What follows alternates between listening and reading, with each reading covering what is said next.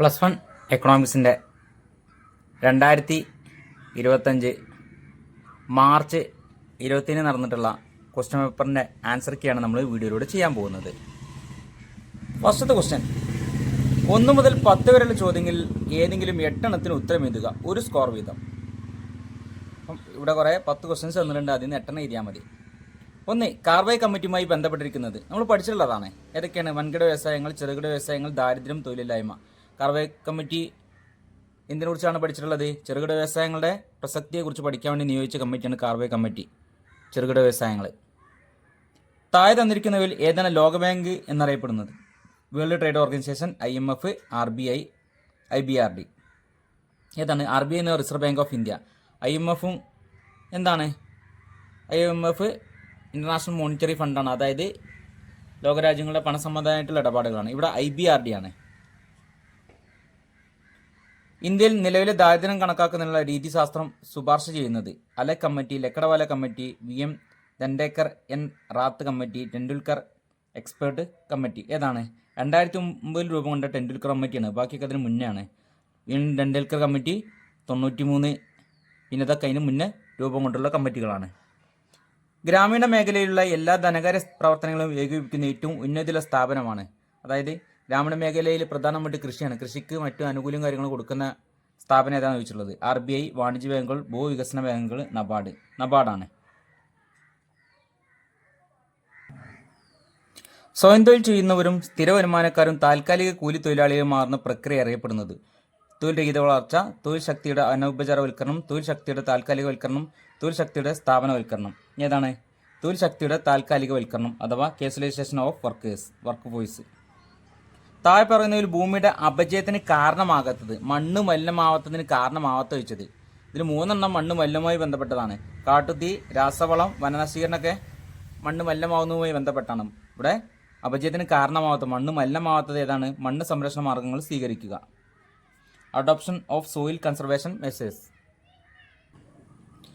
ദ്വിതീയ തത്വത്തിൻ്റെ ഉറവിടം, സെക്കൻഡറി ഡാറ്റയുടെ ഉറവിടം ചോദിച്ചുള്ളത് നേരിട്ടുള്ള വ്യക്തിഗത അഭിമുഖം, ടെലിഫോൺ അഭിമുഖം, ചോദ്യാവലി, തപാൽ മുഖേന അന്വേഷണം, സെൻസസ് റിപ്പോർട്ട്. ആദ്യത്തെ 3 എണ്ണം കൊടുത്തുള്ളത് പ്രൈമറി ഡാറ്റ ആണ്, പ്രാഥമിക ഡാറ്റ സ്വീകരിക്കുന്നത്. എന്നാൽ സെൻസസ് റിപ്പോർട്ട് എന്ന് പറഞ്ഞാൽ നമുക്ക് നേരിട്ട് കിട്ടുന്നതല്ല, അത് മറ്റു സ്ഥാപനങ്ങൾ ശേഖരിച്ച് വെച്ച റിപ്പോർട്ടുകൾ നമ്മൾ എടുത്ത് ഉപയോഗിക്കുന്നത് സെക്കൻഡറി ഡാറ്റയാണ്. സമയത്തെ അടിസ്ഥാനമാക്കിയുള്ള വർഗീകരണം, സ്ഥലീയം, പരിണാത്മകം, ഗുണപരം, കാലാശ്രിതം. ടെമ്പോറൽ അല്ലെങ്കിൽ ക്രൊണോളജിക്കൽ അല്ലേ, അതാണ് സമയത്തിന് അടിസ്ഥാനത്തിൽ ആയിട്ട് ബന്ധപ്പെട്ടിരിക്കുന്നത്. R=1 ആണെങ്കിൽ ചരങ്ങൾ തമ്മിലുള്ള സഹബന്ധം ഏതായിരിക്കും? പൂർണ്ണ പോസിറ്റീവ് സഹബന്ധം, പൂർണ്ണ നെഗറ്റീവ് സഹബന്ധം, വളരെ താഴ്ന്ന പോസിറ്റീവ് സഹബന്ധം, സഹബന്ധമില്ല. ഏതാണ്? പെർഫെക്റ്റ് പോസിറ്റീവ് കോറിലേഷൻ അഥവാ പൂർണ്ണ പോസിറ്റീവ് സഹബന്ധം. ഇനങ്ങളുടെ ആപേക്ഷിക പ്രാധാന്യം വിശദീകരിക്കുന്ന സൂചിക, കേവല സഞ്ചിത സൂചിക, കേവല ശരാശരി വില സൂചിക, ഭാരിത സൂചിക ഇവയൊന്നുമല്ല. ഭാരിത സൂചിക അഥവാ വെയ്റ്റഡ് ഇൻഡെക്സ് ആണ് ഇവിടെ ഉപയോഗിക്കുന്നത്. അപ്പോൾ നമ്മൾ 10 എണ്ണത്തിന് ആൻസർ പറഞ്ഞു കഴിഞ്ഞു. ഇതിൽ 8 എണ്ണം എഴുതിയാൽ മതി. എല്ലാം നിങ്ങൾ ശരിയാക്കിയിട്ടുണ്ടാവും എന്നാണ് വിചാരിക്കുന്നത്. 11 മുതൽ 15 വരെ ചോദ്യങ്ങൾ ഏതെങ്കിലും 4 എണ്ണത്തിന് ഉത്തരം എഴുതുക, 2 സ്കോർ വീതം. 1, വേൾഡ് ട്രേഡ് ഓർഗനൈസേഷൻ അഥവാ WTOയുടെ 2 ലക്ഷ്യങ്ങൾ ഇതാണ് പറഞ്ഞത്. ഒരുപാട് ലക്ഷ്യങ്ങൾ നമ്മൾ പഠിച്ചിട്ടുണ്ട് അല്ലേ, നമ്മൾ മുമ്പ് ഒരുപാട് വീഡിയോസ് ചെയ്തിട്ടുണ്ട്. വേൾഡ് ട്രേഡ് ഓർഗനൈസേഷൻ എന്തായാലും പബ്ലിക്കിന് ചോദിക്കുന്നു പറഞ്ഞത്. അന്താരാഷ്ട്ര വിപണിയിൽ എല്ലാ രാജ്യങ്ങൾക്കും തുല്യ അവസരം കൊടുക്കുക, 2 രാജ്യങ്ങളിൽ നിന്നുള്ള ബന്ധത്തേക്കാൾ കൂടുതൽ എല്ലാ രാജ്യങ്ങളിലുള്ള വ്യവസായത്തെ പ്രോത്സാഹിപ്പിക്കുക, സ്വച്ഛപരമായ വ്യാപാര നിയന്ത്രണങ്ങൾ നീക്കം ചെയ്യുക, താരിഫ് കോട്ട പോലുള്ളതൊക്കെ നീക്കം ചെയ്യുക, ബാങ്കിങ്, ഇൻഷുറൻസ് പോലുള്ള ഇതിനൊക്കെ എന്താണ് വ്യാപാരത്തിൽ കൊണ്ടുവരിക, വ്യാപാരത്തിൽ താരിഫ് കോട്ട നീക്കം ചെയ്യുക, നമ്മൾ നേരത്തെ പറഞ്ഞത്. അപ്പം ഇതൊക്കെയാണ് WTO അഥവാ വേൾഡ് ട്രേഡ് ഓർഗനൈസേഷൻ്റെ ലക്ഷ്യങ്ങൾ എന്ന് പറഞ്ഞാൽ. പരിസ്ഥിതിയുടെ ധർമ്മങ്ങൾ സൂചിപ്പിക്കുക. പരിസ്ഥിതിക്ക് ഒരുപാട് ധർമ്മങ്ങളുണ്ട്, അത് നമ്മൾ പറഞ്ഞിട്ടുള്ളതാണ്, എന്തായാലും എക്സാം പഠിച്ചിട്ടുള്ളതാണ് പരിസ്ഥിതിയുടെ ധർമ്മങ്ങൾ എന്തൊക്കെയാണെന്ന്. പരിസ്ഥിതിക്ക് പ്രധാനമായിട്ടും 4 തരത്തിലുള്ള ധർമ്മങ്ങളുണ്ട്, നമ്മൾ പഠിച്ചിട്ടുണ്ടായിരുന്നു. 1, വിഭവങ്ങൾ പ്രദാനം ചെയ്യുക. ഇവിടെ 2 എണ്ണം എഴുതിയാൽ മതി. 1, വിഭവങ്ങൾ പ്രദാനം ചെയ്യുക, അതുപോലെ തന്നെ പാഴ്വസ്തുക്കളെ ദഹിപ്പിക്കുക, ജീവനെ നിലനിർത്തുക, സൗന്ദര്യാനുഭൂതി ഒരുക്കുക. ഇതൊക്കെയാണ് പരിസ്ഥിതിയുടെ പ്രധാനമായിട്ടുള്ള ലക്ഷ്യങ്ങൾ. വിഭവങ്ങൾ പ്രദാനം ചെയ്യുക എന്ന് പറഞ്ഞാൽ ഇവിടെ ജീവജാലങ്ങൾ ഒരുപാടുണ്ട്, അവയ്ക്ക് ആവശ്യമുള്ള വിഭവങ്ങൾ പ്രദാനം ചെയ്യുക. അതുമാത്രമല്ല വായു, ജലം അല്ലേ, പിന്നെ അതുപോലെ വെളിച്ചം, ഇതൊക്കെ എല്ലാ ജീവജാലങ്ങൾക്കും അത്യാവശ്യമുള്ളതാണ്. അപ്പം അതൊക്കെ പ്രദാനം ചെയ്യുന്ന ആരാണ്? പ്രകൃതിയാണ്. സാമ്പത്തിക ശാസ്ത്രത്തിന് സാങ്കേതികത്തിന് 2 ഉപയോഗങ്ങൾ എഴുതുക. എല്ലാ പ്രാവശ്യവും പബ്ലിക് എക്സാമിന് ചോദിക്കുന്ന ചോദ്യമാണിത്. എക്കണോമിക്സിന് എല്ലാ എക്സാമിനും വരുന്നത്. Importance of statics in economics. സാമ്പത്തിക ശാസ്ത്രജ്ഞന്മാർക്ക് ഒഴിച്ചുകൂടാനാത്തൊരു പ്രധാന ഘടകമാണ് എന്താണ്? സ്റ്റാറ്റിക്സ് ഇവിടെ എക്കണോമിക്സിൽ. അതുപോലെ വളരെ വൈഡായിട്ടുള്ള വലിയ വിശാലമായിട്ടുള്ള കാര്യങ്ങൾ നമുക്ക് വളരെ ചുരുക്കി വരയ്ക്കാൻ വേണ്ടി സാധിക്കും. ബൃഹത്തായ ഡേറ്റയെ ചുരുക്കി വരയ്ക്കാൻ വേണ്ടി സാധിക്കും. ഇറക്കുമതി കയറ്റുമതി രേഖപ്പെടുത്താൻ വേണ്ടി നമ്മൾ സ്റ്റാറ്റിക്സ് ഉപയോഗിക്കുന്നുണ്ട്. താല്പര്യങ്ങളെയും പ്രവണതകളെയും അല്ലെങ്കിൽ പുതിയ പ്ലാനിങ്ങും കാര്യങ്ങളൊക്കെ തയ്യാറാക്കണമെന്നുണ്ടെങ്കിൽ അവിടെ സ്റ്റാറ്റിക്സ് നിർബന്ധമാണ്. സാങ്കേതികത്തെ അടിസ്ഥാനമാക്കിയാണ് ഗവൺമെൻറ് പുതിയ കാര്യങ്ങൾ ആസൂത്രണം ചെയ്യുന്നത്. അങ്ങനെ ഒരുപാട് പ്രവർത്തനങ്ങളുണ്ട്. സ്റ്റാറ്റിക്സിൻ്റെ ഫസ്റ്റ് ചാപ്റ്ററിൽ തന്നെ കൊടുത്തിട്ടുണ്ട് സ്റ്റാറ്റിക്സിൻ്റെ പ്രാധാന്യത്തെക്കുറിച്ച് എക്കണോമിക്സിൽ. അസന്തതവും സന്തത ചരവും തമ്മിൽ വിവേചിക്കുക. ഓരോ ഉദാഹരണ സഹിതം എഴുതുക. അഥവാ ഡിസ്ക്രീറ്റ് സീരീസും കണ്ടിന്യൂസ് സീരീസും, സന്തതവും അസന്തതവുമായിട്ടുള്ള വേരിയബിൾസ്. ഒരു ഇനം എത്ര ആവർത്തി വരുന്നു എന്നതും അളക്കാൻ കഴിയുന്നതുമായ ഗ്രൂപ്പുകളാക്കി തിരിക്കുന്നതിനെ നമ്മൾ ക്രമീകരണം അഥവാ അസന്ത ശ്രേണി അല്ലെങ്കിൽ അസന്ത ചരങ്ങൾ എന്ന് വിളിക്കും. എന്നാൽ ചരങ്ങളുടെ വിലകൾ ഒരു തുടർച്ചാ രീതിയിൽ വിന്യസിക്കുന്നതും അതാതിന്റെ ആവർത്തിക്ക് നേരെ നൽകുന്നതുമായ ശ്രേണികളെ സന്ത ശ്രേണികൾ അഥവാ സന്ത ചരങ്ങൾ എന്ന് നമ്മൾ വിളിക്കും. ഒരു പ്രൊജക്റ്റ് തയ്യാറാക്കുന്നതിനുള്ള ഘട്ടങ്ങൾ എഴുതുക. Write steps towards making a project. ഒരു പ്രൊജക്റ്റിന് ഉണ്ടായിരിക്കുന്ന സ്റ്റെപ്പുകളെ കുറിച്ച് നമ്മൾ പഠിച്ചിട്ടുണ്ട്. അവിടെ സ്റ്റാറ്റിക്സിന്റെ ഏറ്റവും അവസാനത്തെ ചാപ്റ്ററിൽ ഒരു ആമുഖം ഇൻട്രൊഡക്ഷൻ ഉണ്ടായിരിക്കണം. പ്രശ്നാവതരണം, ലക്ഷ്യങ്ങൾ, രീതിശാസ്ത്രം, വിവര വിശകലനം, പഠനത്തിന്റെ പരിമിതികൾ, നിഗമനങ്ങൾ, ഇങ്ങനെ 7 പോയിന്റുകൾ നമ്മൾ പറയുന്നുണ്ട് ഒരു പ്രൊജക്റ്റ് തയ്യാറാക്കുമ്പോൾ നമ്മൾ ശ്രദ്ധിക്കേണ്ട കാര്യങ്ങളെക്കുറിച്ച്. എക്സാമിന് ആവർത്തിച്ച് ചോദിച്ചിട്ടുള്ളതാണ്. 16 മുതൽ 20 വരെ ചോദ്യങ്ങൾ ഏതെങ്കിലും 4 എണ്ണത്തിന് ഉത്തരം എഴുതുക. 3 സ്കോർ വീതം. ഇന്ത്യയിൽ നടപ്പിലാക്കിയ ഭൂപരിഷ്കരണത്തിന് 3 പോരായ്മകൾ എഴുതുക. ഭൂപരിഷ്കരണം ലാൻഡ് റിഫോംസ് നമ്മൾ പറഞ്ഞിട്ടുണ്ടായിരുന്നു. ഇന്ത്യയിൽ മൊത്തമായിട്ട് നടപ്പിലാക്കിയുള്ളായിരുന്നു. കാരണം എന്താ വെച്ച് കഴിഞ്ഞാൽ ആ സമയത്ത് കാർഷിക മേഖല പുരോഗതി പ്രാപിക്കാൻ വേണ്ടി ഗവൺമെൻറ് ഈ പദ്ധതി നടപ്പിലാക്കുന്ന സമയത്ത് നല്ലൊരു ശതമാനവും ഭൂമി ആരുടെ കയ്യിലായിരുന്നു?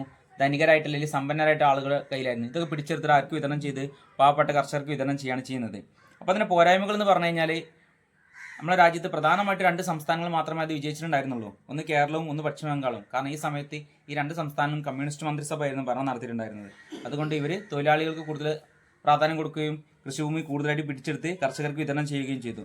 അതുപോലെ തന്നെ പല സ്ഥലങ്ങളിലും ജന്മിമാർ കോടതിയെ സമീപിക്കുകയും ഈ ഒരു ലാൻഡ് റിഫോമിനെ അവർ ഇല്ലാതാക്കുകയും ചെയ്തിട്ടുണ്ടായിരുന്നു. കൃഷി ചെയ്തിട്ടുണ്ടായിരുന്ന പല ജനങ്ങളും താഴ്ന്ന വിഭാഗക്കാരായിട്ടുള്ള പട്ടികജാതിക്കാർ അല്ലെങ്കിൽ പട്ടികവർഗ്ഗക്കാരായിരുന്നു. അവർക്ക് ഇതിനെക്കുറിച്ചൊരു ഐഡിയ ഉണ്ടാവുകയോ അല്ലെങ്കിൽ ഇതിനെക്കുറിച്ച് എന്താണ് മനസ്സിലാക്കാൻ സാധിക്കാത്ത ഒരവസ്ഥ വരികയാണ് ചെയ്യുന്നത്. അതുകൊണ്ട് തന്നെ നല്ലൊരു ശതമാനം ആൾക്കാരും അല്ലെങ്കിൽ പാവപ്പെട്ട കർഷകർക്ക് ഒരിക്കലും കൃഷിഭൂമി കിട്ടിയിട്ടുണ്ടായിരുന്നില്ല.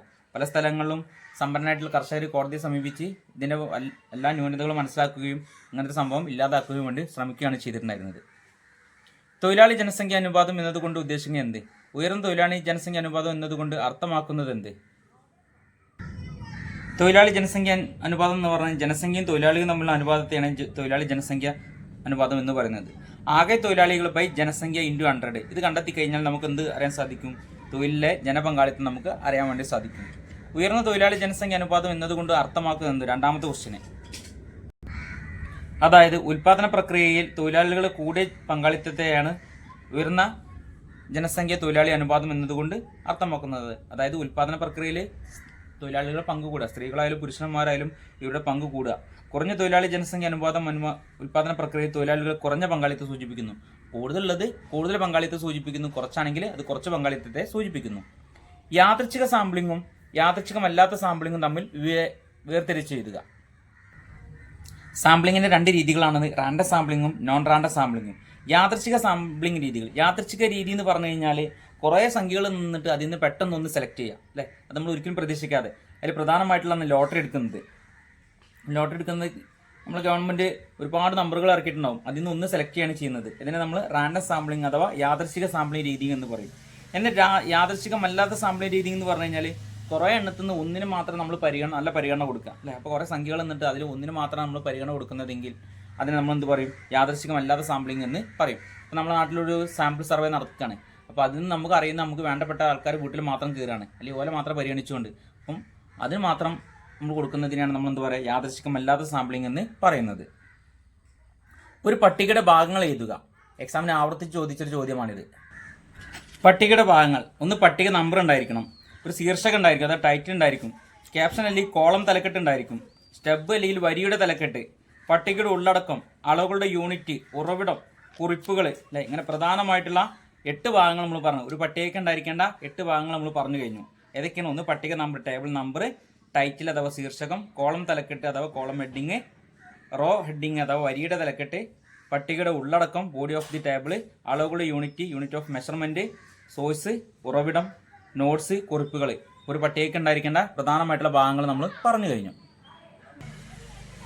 ഇൻഡെക്സ് നമ്പറുകൾ രൂപീകരിക്കുമ്പോഴുള്ള 3 പ്രശ്നങ്ങൾ വിശദീകരിക്കുക.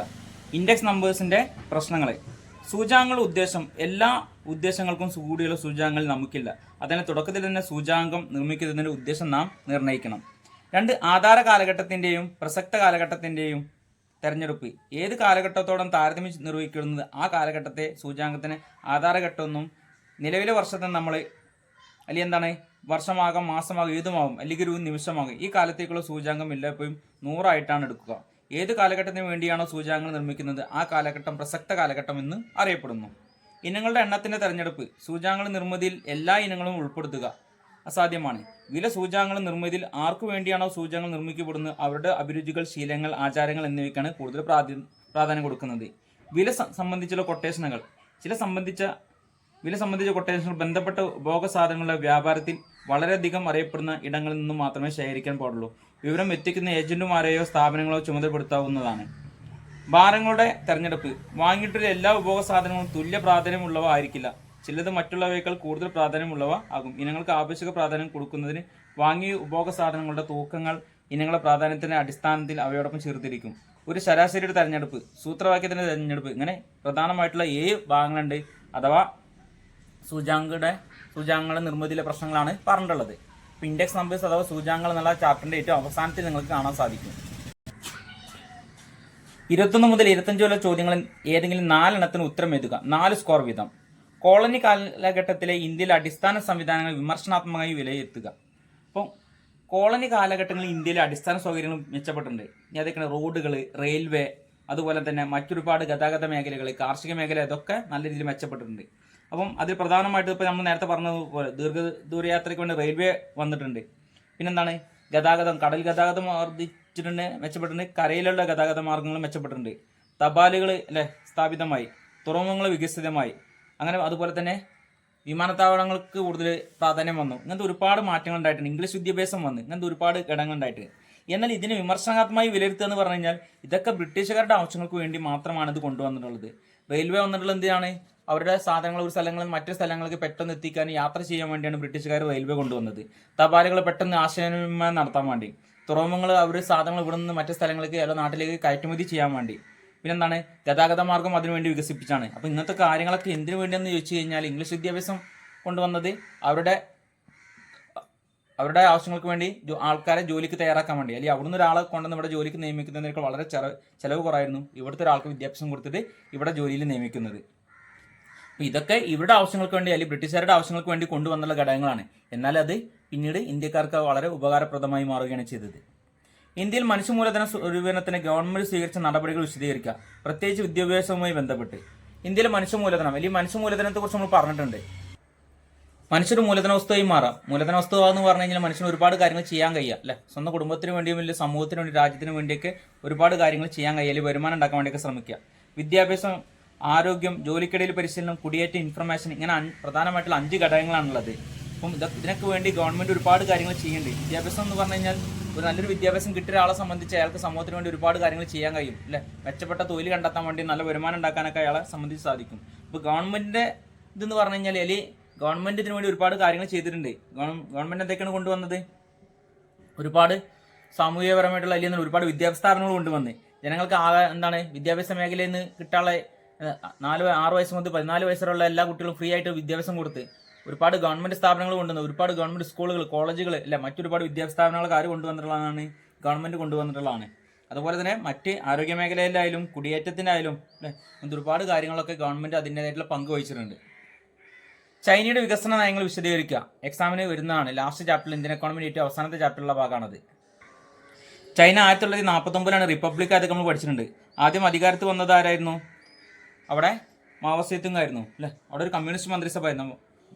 മാവോ സേതുങ് അധികാരത്തിൽ വന്നപ്പോൾ കമ്മ്യൂണിസ്റ്റ് സമ്പ്രദായം നടപ്പിലാക്കി. അതുപോലെ തന്നെ അവിടെ ഒരുപാട് മാറ്റങ്ങൾ കൊണ്ടുവരാൻ വേണ്ടി അദ്ദേഹം ശ്രമിക്കുകയുണ്ടായി. എന്നാൽ കമ്മ്യൂണിസ്റ്റ് സമ്പ്രദായത്തിൽ എല്ലാ ജനങ്ങളും എല്ലാവരും പോയിട്ട് ഗ്രാമങ്ങളിൽ പോയി കൃഷി ചെയ്യണം. ഗവൺമെന്റ് തീരുമാനിക്കണം ഏത് കൃഷി ചെയ്യണമെന്ന്.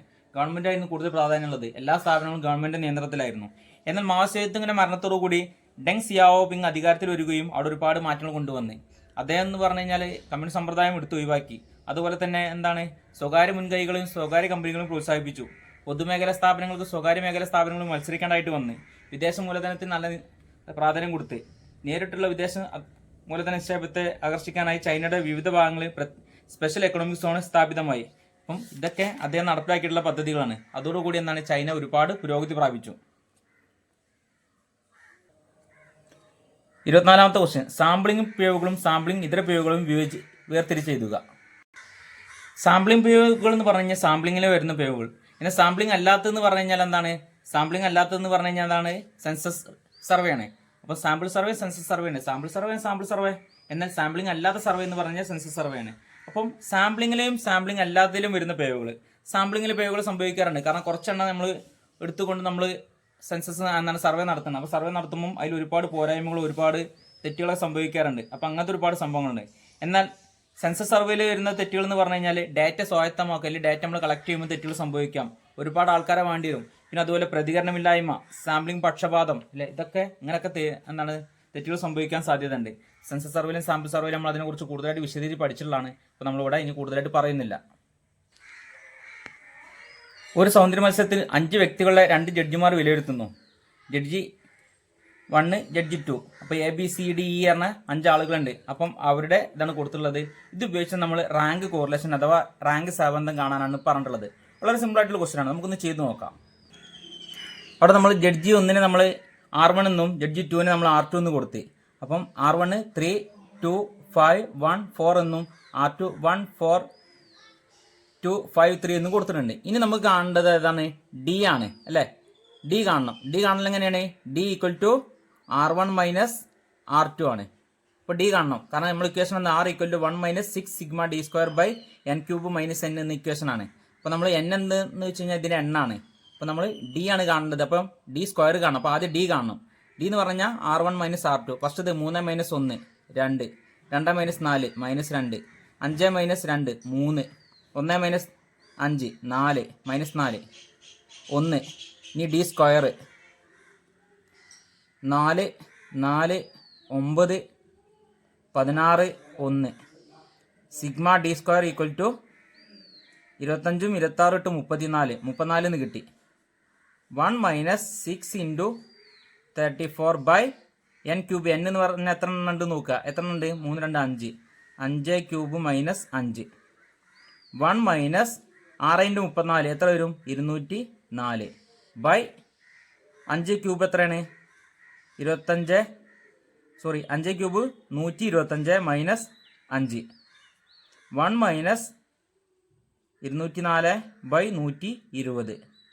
1 മൈനസ് 1.7 ഇതൊരു 0.7 അഥവാ മൈനസ് 0.7 എന്ന് വരും. R ഈക്വൽ ടു മൈനസ് 0.7 ഇല്ല 0.7 എന്ന് വരും. വളരെ സിമ്പിൾ ആയിട്ടുള്ള ക്വസ്റ്റ്യൻ ആണ്. അപ്പോൾ നമ്മൾ 25ാമത്തെ ക്വസ്റ്റ്യൻ ചെയ്ത് കഴിഞ്ഞു. ഏതാണ്? സൗന്ദര്യ മത്സരത്തിൽ 5 വ്യക്തികളുടെ 2 ജഡ്ജിമാരെ വിലയിരുത്തിയത് R1 ഉം R2 നമ്മൾ ചെയ്ത് കഴിഞ്ഞു. നിങ്ങളൊന്ന് അറിയാത്തവരുണ്ടെന്ന് ചെയ്ത് നോക്കട്ടെ. വളരെ സിമ്പിൾ ആയിട്ടുള്ള ക്വസ്റ്റ്യൻ ആണ്. 26 മുതൽ 30 വരെയുള്ള ചോദ്യങ്ങളിൽ 4 എണ്ണത്തിന് ഉത്തരം എഴുതുക. 5 സ്കോർ വീതം. ഇന്ത്യൻ കാർഷിക മേഖലയിലും വ്യവസായ മേഖലയിലും പുത്തൻ സാമ്പത്തിക നയങ്ങളുടെ ഫലങ്ങൾ ചർച്ച ചെയ്യുക. New economic policy. കാർഷിക മേഖലയിലും വ്യവസായ മേഖലയിലും പുത്തൻ സാമ്പത്തിക നയങ്ങളുടെ ഫലങ്ങൾ ചർച്ച ചെയ്യുക.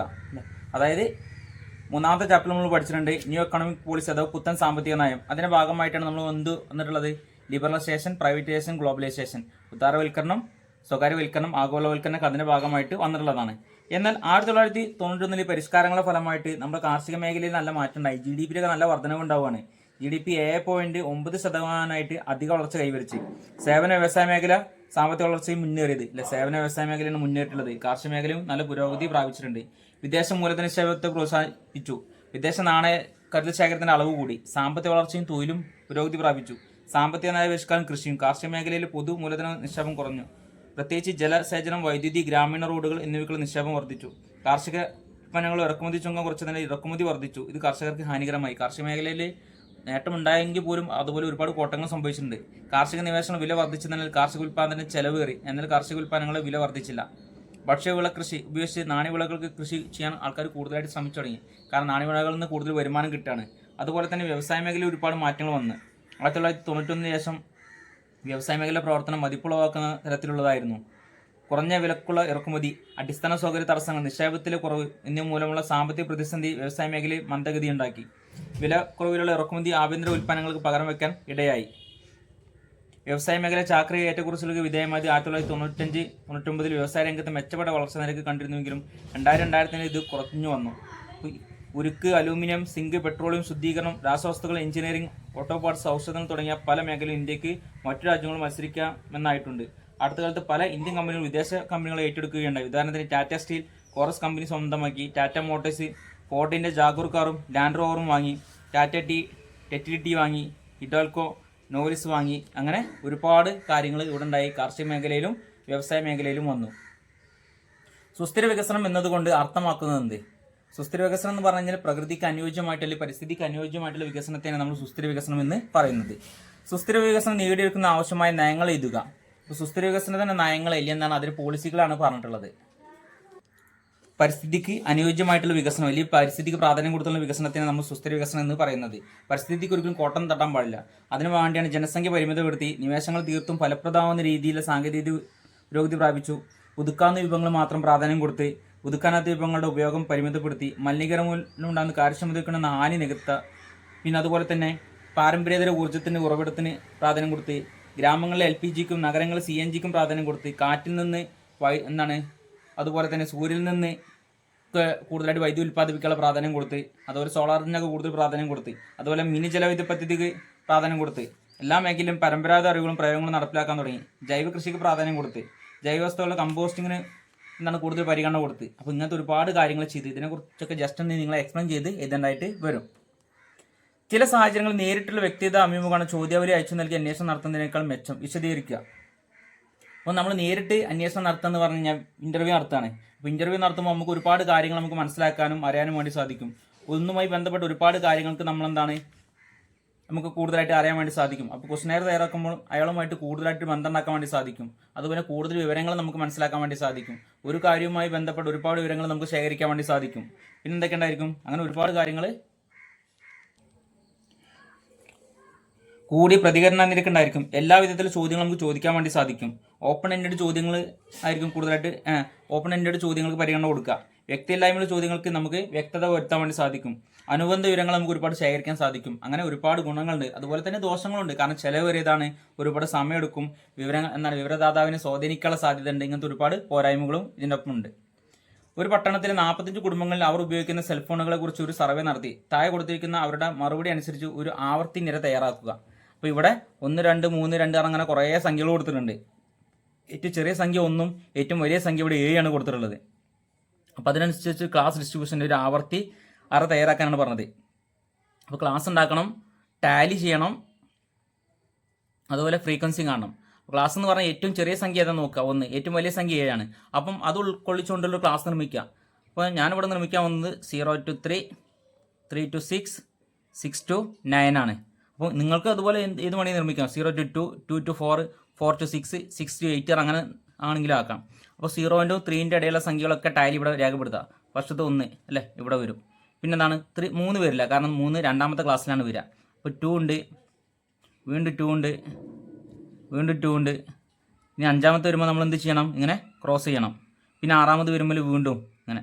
അപ്പം ഇങ്ങനെയാണ് ചെയ്യുക അല്ലേ. എന്നിട്ട് ലാസ്റ്റ് ഇവിടെ കൂട്ടിയത്, ഫ്രീക്വൻസി കൂട്ടിയത്. അപ്പോൾ എങ്ങനെ ടാലി നിർമ്മിക്കണം നിങ്ങൾക്ക് അറിയാവുന്ന കാര്യമാണ്. നമ്മൾ മുമ്പ് ഒരുപാട് വീഡിയോസ് ചെയ്തിട്ടുണ്ട്. അതുകൊണ്ട് ഞാൻ ഇവിടെ ചെയ്യണില്ല. ബീഹാറിലെ ഒരു ജില്ലയിലെ വിദ്യാലയങ്ങളിൽ 6 to 14 വയസ്സുള്ള കുട്ടികൾ ലിംഗാടിസ്ഥാനത്തിലെ പ്രവേശനം ശതമാനം താഴെ തന്നിരിക്കുന്നു. ഇത് ഉപയോഗിച്ച് നമുക്കൊരു ഘടക ബാർ ഡയഗ്രാം അഥവാ കോമ്പണന്റ് ബാർ ഡയഗ്രാം വരയ്ക്കാനാണ് പറഞ്ഞത്. അപ്പോൾ നമ്മൾ എന്ത് ചെയ്യണം? ആദ്യം ബാർ ഡയഗ്രാം വരയ്ക്കുമ്പോൾ എക്സ് ആക്സും വൈ ആക്സും ഒക്കെ നമ്മൾ രേഖപ്പെടുത്തണം.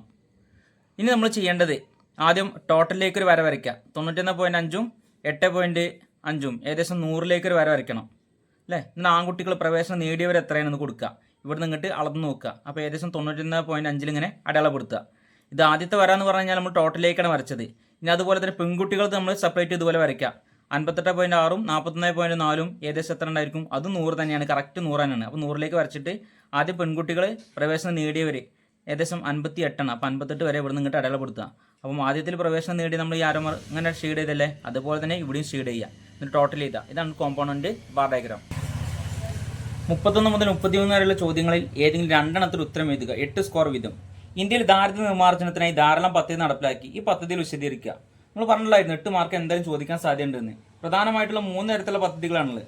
സ്വയം തൊഴിൽ പദ്ധതികളും തൊഴിൽദാന പദ്ധതികളും ഭക്ഷ്യസുരക്ഷാ പദ്ധതികളും സാമൂഹ്യ സുരക്ഷാ പദ്ധതികളും. ഇവിടെ നമ്മൾ ദാരിദ്ര്യം എന്നുള്ള ചാപ്റ്ററിലാണ് അതിനെക്കുറിച്ചുള്ളത്. അപ്പം സ്വയം തൊഴിൽ പദ്ധതികൾ തന്നെ എന്താണ്? സ്വർണ്ണ ജയന്തി ഗ്രാമ സ്വരോസ്ഗാർ യോജന,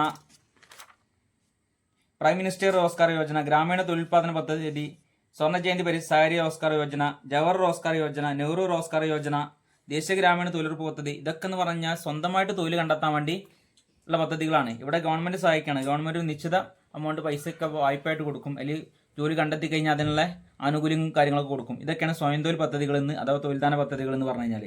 ഭക്ഷ്യസുരക്ഷാ പദ്ധതികൾ എന്ന് പറഞ്ഞാൽ ഗവൺമെന്റ് ഭക്ഷണ സാധനങ്ങൾ വിതരണം ചെയ്യാം. പൊതുവിതരണ സമ്പ്രദായം, റേഷൻ കട വഴി അരിയും സാധനങ്ങളും വിതരണം ചെയ്യാം. സംയോജിത ശിശു വികസന പദ്ധതി, അമ്മയ്ക്കും കുഞ്ഞിനും കൊടുക്കുന്നത്. സ്കൂളുകളിൽ ഉച്ചഭക്ഷണം, അന്നപൂർണ്ണ സ്കീം, വാർദ്ധക്യ പെൻഷൻ ലഭിക്കാത്ത മുതിർന്ന പൗരന്മാർക്ക് ഈ പദ്ധതിയിൽ 10 കിലോഗ്രാം വരെ അരി കൊടുക്കുക. അന്ത്യോദയ അന്ന യോജന, പാവപ്പെട്ട കുടുംബങ്ങൾക്ക് ഇതുവഴി ഭക്ഷണ സാധനങ്ങൾ വില കുറച്ച് കൊടുക്കുക. ഇനി സാമൂഹ്യ സുരക്ഷാ പദ്ധതികൾ എന്ന് പറഞ്ഞാൽ ആം ആദ്മി ബീമാ യോജന, അനൗപചാരിക മേഖലയിൽപ്പെട്ട ആൾക്കാർക്ക് ഇൻഷുറൻസ് പരിരക്ഷ കൊടുക്കുക. Indira Gandhi national old age pension scheme, അതായത് 65 വയസ്സിന് മുകളിലുള്ള ആൾക്കാർക്ക് BPL വിഭാഗത്തിൽപ്പെട്ട ആളുകൾക്ക് മാസത്തിൽ 500 രൂപ വരെ കൊടുക്കുക. 2007 മുതലാണ് നടപ്പിലാക്കിയുള്ളത്. രാഷ്ട്രീയ സ്വസ്ഥ ബീമാ യോജന, അടൽ പെൻഷൻ യോജന, ജനശ്രീ ബീമാ യോജന, പ്രധാനമന്ത്രി ജീവൻ ജ്യോതി ബീമാ യോജന, പ്രധാനമന്ത്രി സുരക്ഷാ ബീമാ യോജന, ദേശീയ സാമൂഹ്യ സഹായ പദ്ധതി. ഇങ്ങനെ വിവിധ തരത്തിലുള്ള സാമൂഹ്യ സുരക്ഷാ പദ്ധതികളും ഇതൊക്കെയാണുള്ളത്. അപ്പോൾ ഇതൊക്കെ ഒന്ന് 8 മാർക്കിന് 3 പേജായിട്ട് എന്തായാലും എഴുതേണ്ടി വരും. അപ്പോൾ ഇത് ഓരോന്നും നിങ്ങൾ നല്ല രീതിയിൽ വിശദീകരിച്ചൊക്കെ എഴുതേണ്ടതായിട്ടുണ്ട്. വൈവിധ്യവൽക്കരണത്തിലൂടെ ഗ്രാമീണ വികസനം സാധ്യമാകുന്നു. ഗ്രാമീണ മേഖല വൈവിധ്യവൽക്കരണത്തിന് ആവശ്യതയെക്കുറിച്ച് വിശദീകരിക്കുക. കൃഷിയുമായി ബന്ധപ്പെട്ട പ്രവർത്തനങ്ങളിലേക്കുള്ള വൈവിധ്യവൽക്കരണത്തെ കുറിച്ച് വിശദീകരിക്കുക. വൈവിധ്യവൽക്കരണം എന്ന് പറഞ്ഞു കഴിഞ്ഞാൽ ഇപ്പം നമ്മുടെ നാട്ടിലെ കർഷകർക്ക് കൃഷി ചെയ്യുന്നത് നിങ്ങൾ കണ്ടിട്ടുണ്ടായിരിക്കും. അപ്പോൾ ഒരു ഇത് വെച്ചിട്ട് നമുക്ക് ഒരിക്കലും മുന്നോട്ട് പോകാൻ വേണ്ടി സാധിക്കില്ല. അപ്പം അതിനോടുമായി ബന്ധപ്പെട്ട മറ്റൊരുപാട് തൊഴിലുകളും കണ്ടെത്താൻ വേണ്ടി ശ്രമിക്കണം. ഇപ്പോൾ കൃഷി ചെയ്യുന്ന ആൾക്കാരെ സംബന്ധിച്ച് നെല്ലൊക്കെ കൃഷി ചെയ്യുന്ന ആൾക്കാരെ സംബന്ധിച്ച് വീട്ടിൽ കന്നുകാലികൾ ഉണ്ടെന്നുണ്ടെങ്കിൽ സ്വാഭാവികമായിട്ടും ആ നെല്ല് വൈക്കോലൊക്കെ എടുത്ത് കന്നുകാലികൾക്ക് വേണ്ടി ഉപയോഗിക്കാവുന്നതാണ്. വളമായിട്ട് ഇവരുടെ ചാണകം നമുക്ക് ഉപയോഗിക്കാവുന്നതാണ്. അതിന് കൂടുതൽ മത്സ്യകൃഷി നടത്താം അല്ലെ. അതുമായി ബന്ധപ്പെട്ട ഒരുപാട് പ്രവർത്തനം നടത്താൻ വേണ്ടി സാധിക്കും. അതായത് ഒരു വിളയെ മാത്രം ആശ്രയിക്കുന്നതിന് പകരം ഒന്നിലധികം വിളകൾക്ക് പ്രാധാന്യം കൊടുക്കുക. അപ്പോൾ കന്നുകാലി വളർത്തൽ, ഫിഷറീസ് അല്ലെ, അങ്ങനത്തെ ഒരുപാട് കാര്യങ്ങൾ നമ്മൾ പറഞ്ഞ് വരുമാനത്തിൽ സുസ്ഥിരത ഉണ്ടാവും, ഭക്ഷ്യസുരക്ഷിതത ഉണ്ടാക്കാൻ സാധിക്കും, കുടുംബത്തിനാകെ പോഷകാഹാരം ഉണ്ടായിരിക്കും, കൃഷിക്ക് ആവശ്യമായുള്ള വളം കിട്ടും, പാചകത്തിന് വേണ്ട ഇന്ധനം കിട്ടും. ഇതൊക്കെ ഇതുകൊണ്ടുള്ള നേട്ടങ്ങളാണ്. കന്നുകാലികൾ വളർത്തി കഴിഞ്ഞാൽ ഇനി മത്സ്യകൃഷിയാണെന്നുണ്ടെങ്കിലോ വേണ്ടത്ര നല്ല രീതിയിൽ നോക്കിക്കഴിഞ്ഞാൽ നല്ല രീതിയിൽ വരുമാനം ഉണ്ടാക്കാൻ വേണ്ടി സാധിക്കും. അതുപോലെ പഴം പച്ചക്കറി കൃഷികൾ, ഇപ്പം നെല്ലുണ്ടെങ്കിൽ അതുപോലെ തന്നെ വാഴക്കൃഷിക്ക് പ്രാധാന്യം കൊടുക്കുക. പിന്നെ മറ്റു ബദൽ ജീവിതോപാധികളൊക്കെ നോക്കുക. അപ്പം ഒരു ഇതിൽ മാത്രം ഒതുങ്ങാതെ മറ്റുള്ള ഒരുപാട് വിളകൾ കൂടി അല്ലെങ്കിൽ അതുമായി ബന്ധപ്പെട്ട മറ്റു തൊഴിൽ കൂടി അല്ലെങ്കിൽ കൃഷിയോടൊപ്പം തന്നെ ചെയ്യാൻ പറ്റുന്നതും കൂടി നോക്കുക എന്നാണ് വൈവിധ്യവൽക്കരണം എന്നതുകൊണ്ട് അർത്ഥമാക്കുന്നത്. അപ്പോൾ കൂടുതലായിട്ട് വിശദീകരിച്ച് കൊടുത്തിട്ടുണ്ട്. നിങ്ങളെന്ത് ചെയ്യുക, ഗ്രാമീണ വികസനം എന്നുള്ള ചാപ്റ്ററിൽ ഇതിനെക്കുറിച്ച് കൂടുതൽ വിശദീകരിച്ച് കൊടുത്തിട്ടുണ്ട്. അതുകൊണ്ട് ഞാനിവിടെ കൂടുതലായിട്ട് ചർച്ച ചെയ്യുന്നില്ല. ഇനി 33ാമത്തെ ക്വസ്റ്റ്യൻ മീനും മീഡിയം മോഡ് കാണാൻ വേണ്ടിയാണ്. ക്ലാസ്സും ഫ്രീക്വൻസിയും തന്നിട്ടുണ്ട്. ഇതിനനുസരിച്ച് മീനും മീഡിയം മോഡും നിങ്ങളോട് കാണാൻ വേണ്ടി പറഞ്ഞിട്ടുണ്ട്. നമ്മൾ ഒരുപാട് വീഡിയോസ് ചെയ്തിട്ടുള്ളതാണ്. ഇവിടെ ക്ലാസ്സും ഫ്രീക്വൻസി തന്നിട്ടുള്ളത് class 0 to 10, 10 to 20, 20 to 30, 30 to 40 അങ്ങനെ തന്നിട്ടുണ്ട്. ആവർത്തി 5, 12, 15, 25, 8, 3, 2. അപ്പോൾ നമ്മൾ ആദ്യം മീനാണ് കാണുന്നത്. മീൻ എന്ന് പറഞ്ഞു കഴിഞ്ഞാൽ X bar equal to sigma FM/N. ഏറ്റവും സിമ്പിളായിട്ടുള്ള ഇക്വേഷനാണ് നമ്മൾ ഉപയോഗിക്കുന്നത്. അപ്പം ഇവിടെ സിഗ്മ എം എന്ന് പറഞ്ഞാൽ എന്താണ്? മിഡ് പോയിന്റ് അഥവാ മധ്യസംഖ്യ ഇതിൻ്റെ ക്ലാസ്സിൻ്റെ. അപ്പോൾ ക്ലാസ്സിന് 0 നും 10 നും ഇടയിൽ 5, 10 ന് 20 ന് 15, 20 ന് 30 ഇടയിൽ 25, 35, 45, 55, 65 അല്ലേ. ഇനി FM എന്ന് പറഞ്ഞാൽ ഫ്രീക്വൻസി ഇൻറ്റു എം. 5 × 5 25, 12 × 15 എത്ര വരും? 12 × 15 180, 15 × 25 375, 25 × 35 875, 8 × 45 360, 3